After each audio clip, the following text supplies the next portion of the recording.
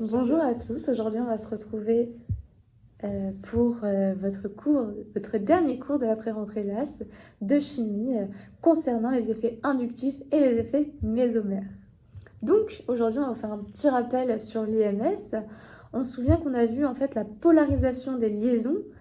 Qu'est-ce que c'est? En fait je vais avoir une liaison entre deux atomes, ça va mettre en jeu deux électrons, un ici entre le chlore et l'hydrogène.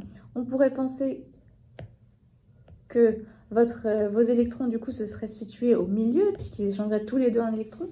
Mais en fait, on va faire intervenir un concept qui s'appelle l'électronégativité, et qui est la capacité d'un atome à attirer les électrons vers lui. On sait que le chlore, du coup, a une électronégativité beaucoup plus importante que celle de l'hydrogène, et donc elle va attirer les électrons vers elle. Pour retenir, on retiendra que l'électronégativité sur le tableau de Mendeleïev varie en façon croissante, et va atteindre son maximum au niveau du fluor, qui sera l'atome le plus électronégatif du tableau. Si on devait dessiner votre nuage électronique au niveau de la liaison, on observerait du coup une densité beaucoup plus importante au niveau du chlore et plus faible au niveau de l'hydrogène. Par ailleurs, cette polarisation sera visible sur plusieurs liaisons, c'est ce que nous allons étudier tout de suite. Du coup, maintenant, on va parler des effets inductifs. Qu'est-ce qu'un effet inductif? C'est la capacité d'un atome à attirer les électrons vers lui. Là, on se souvient bien de l'atome de chlore qui attire les électrons vers lui puisqu'il est plus électronégatif que le carbone, que l'hydrogène, ce qu'on va pouvoir observer juste ici.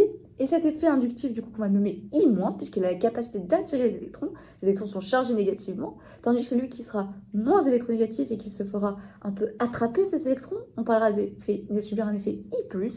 Donc on donnera le carbone ici I+, et là on mettra un I- pour le chlore. Et cet effet inductif qui pourra se faire ressentir en fait jusqu'à 3 liaisons. Moi je vous conseille, pour bien retenir cette règle, de dessiner sur la première liaison 3 petites flèches, et dès qu'on s'éloigne de une liaison, on retient une petite flèche. On regarde ça tout de suite sur le dessin. Là je trace 1, 2, 3, ok, parce que c'est la première liaison. Attention, les hydrogènes liés à mon premier carbone sont non plus que 2 flèches, puisqu'on est déjà sur 2 liaisons du chlore. Là encore 2 flèches, puisque 2 liaisons. Et là, attention, une flèche, une flèche, une flèche. Et là, dans cette partie-là, eh bien, je n'aurai plus en fait d'effet inductif qui va se faire ressentir puisqu'on est au-delà de 3 liaisons. Par ailleurs, maintenant, on peut faire un petit lien avec la chimie organique que vous aborderez plus tard au cours de l'année, mais qui n'est pas l'objet de ce cours. Vous verrez ça plus tard. On va parler en fait d'électrophiles puisqu'il va être en manque d'électrons. Ils seront attirés. Votre carbone ici va être va avoir moins d'électrons en fait à sa disponibilité puisqu'ils sont attirés, on se souvient, par le chlore qui est très électronégatif, fait partie de la famille des halogènes.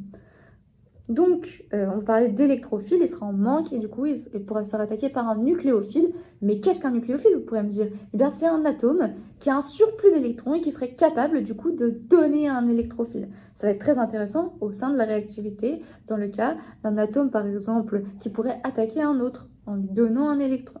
Eh bien, c'est le cas ici de l'ion hydroxyle, avec votre atome d'oxygène qui ne respecte plus la règle de l'octet. On voit qu'il est chargé négativement et possède 3 doublés non liants. On pourrait donc imaginer qu'un des doublés non liants viendrait attaquer le chlore.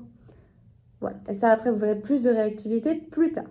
Maintenant, on va parler des systèmes conjugués. Qu'est-ce que c'est les systèmes conjugués? Eh bien, en fait, c'est des systèmes qui vont permettre de faire bouger de façon latérale vos électrons au sein de votre molécule. On va voir différents systèmes conjugués qui sont à bien retenir pour cette année pour comprendre les effets mésomères qu'on abordera juste après. Ne vous inquiétez pas.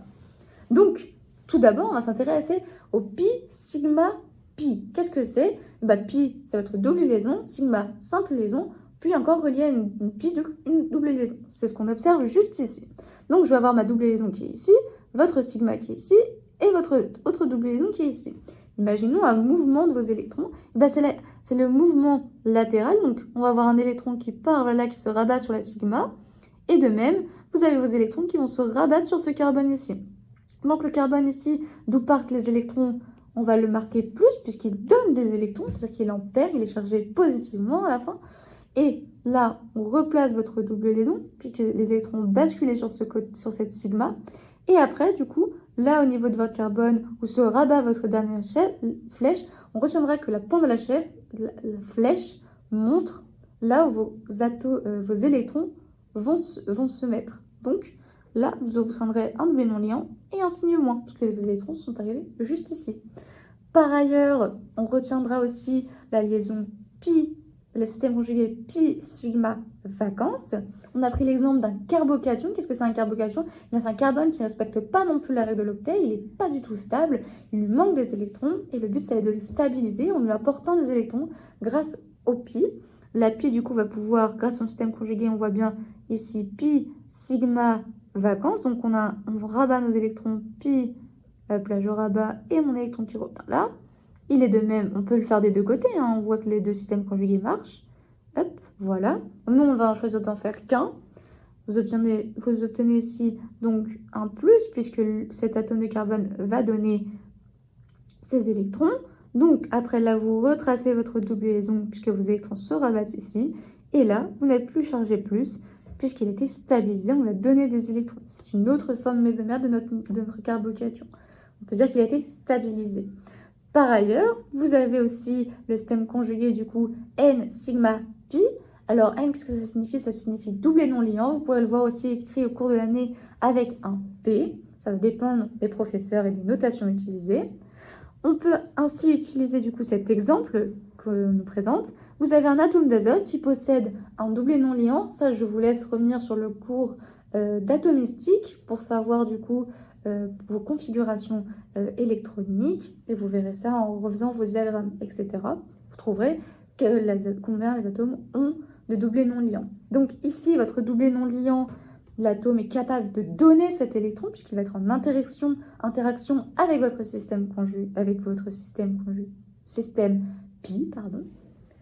Donc, on va avoir un mouvement de nos électrons qui vont passer au doublé non liant. Bam, je me rabats sur la sigma. Et là, mes électrons se rapportent sur ce carbone. Donc, je replace. Là, j'ai la création d'une liaison. Je mets un petit plus au niveau de l'azote parce qu'on n'oublie pas que c'est une formule topologique. Ça veut dire que je ne représente pas mes liaisons carbone-hydrogène. Tout le monde est d'accord avec moi? On n'oublie pas donc que j'avais aussi une liaison NH ici. Et donc que l'atome d'azote ne forme plus 3 liaisons, mais 4. Et donc, on lui rajoute un petit plus parce qu'il ne respecte plus non plus la règle de l'octet. Voilà. Et après, là, j'ajoute une charge négative plus un doublé non liant, puisque j'ai rabattu et ramené mes électrons sur ce carbone. C'est bon pour tout le monde? Parfait. Maintenant, donc, on peut étudier l'effet mésomère. Et bien, en fait, c'est l'application dans la nature de ce qu'on vient de voir de ces systèmes conjugués. On va avoir le cas particulier des cycles aromatiques. Là, j'ai un système pi sigma pi comme ça, mais je peux avoir celui aussi comme ça, pi sigma pi, et enfin ce dernier pi sigma pi. Voilà, et en fait, c'est la capacité qu'ont vos électrons à bouger sur l'entièreté de la molécule. Ça va dire que ça va tourner comme ça, ou dans l'autre sens, hein. Ça peut tourner dans tous les sens. Et donc, vous retrouverez peut-être souvent votre molécule représentée comme ça. Ça veut dire que vous avez un système conjugué qui se déplace sur l'ensemble du cycle. C'est clair pour tout le monde? Parfait. On peut reprendre une autre application. Donc, ça va être au niveau ici de votre interaction latérale. Du coup, je vais représenter les orbitales pour que vous compreniez un peu mieux, parce que ça paraît un peu barbare comme ça, ce que je vous explique. Donc, nous avons des petites orbitales que nous allons dessiner. Je vais les dessiner en noir et après je redessinerai. Voilà. Là, j'ai des orbitales. Hop. Et bien, en fait, quand j'ai une pi, mes orbitales vont en fait se recouvrir. On va avoir un recouvrement orbitalaire. Et hop là. Et elles vont être comme ça. Et là, je vais avoir les deux petits points, ça va être mon orbital, on va retrouver mon doublé non liant. Bien, en fait, l'effet mésomère, c'est la capacité, vu qu'ils vont être en interaction, à bouger ces électrons et donc à repasser. Ici, je redessine mes petites orbitales pour revoir comment ça se passe. Attention, on a bougé ma liaison, on se souvient, on est dans un système pi sigma pi, n sigma pi, pardon, n qui est ici, la sigma et la pi. Ok, c'est clair pour tout le monde? Je balance mes électrons et donc après j'obtiens un recouvrement orbitalaire juste ici et bam, l'apparition de mon doublé non liant au niveau de mon carbone. C'est clair pour tout le monde? Parfait. Et donc on peut passer à la dernière partie de notre cours qui est la conséquence en fait sur l'hybridation. C'est ce qui va vraiment nous intéresser. Est-ce que vous avez déjà étudié un peu la théorie VSEPR? Bien maintenant en fait on va l'appliquer lorsque vous allez utiliser votre effet mésomère. On se souvient que si on fait du coup la VSEPR de notre atome d'azote qui se situe juste ici, comptons son nombre de voisins, tout simplement. J'ai 1, 2 et 3. Donc ça fait Al3. Tout le monde est d'accord avec moi? Oui. Attention, n'oublie pas qu'il a un doublet non liant. Donc il est E1. Si on fait la sommation, on obtient 4. Ça fait que nous sommes hybridés sp3. Tout le monde d'accord avec moi? Parfait. Mais attention, nous sommes en interaction, nous sommes dans un système conjugué. Donc on a une interaction latérale de nos électrons. D'accord? Donc, je vais avoir mon mouvement avec mon N, sigma, pi. Donc, bam, ça bascule et ça rebascule. J'obtiens mon oxygène qui va être chargé négativement et une double liaison entre mon carbone et mon azote. C'est une charge positive. Je recompte maintenant, donc, mon atome, le nombre de voisins de mon atome d'azote. Attention, je n'ai plus de doublé non liant, puisqu'il a été, il a bougé avec le système conjugué. D'accord? Je recompte, j'en ai 1, 2, 3. Du coup, je suis Al3.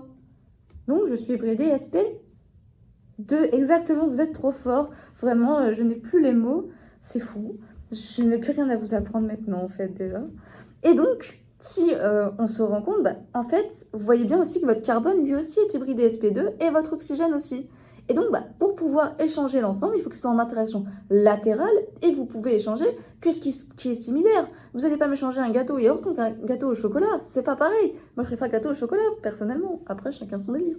Voilà. Et donc, ici, c'est pareil. Il faut que ce soit similaire et que ça puisse être en interaction latérale. C'est-à-dire que vous soyez dans le même plan, tout simplement.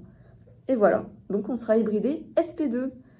Voilà, j'ai fini. J'espère que vous avez apprécié et bon courage à vous.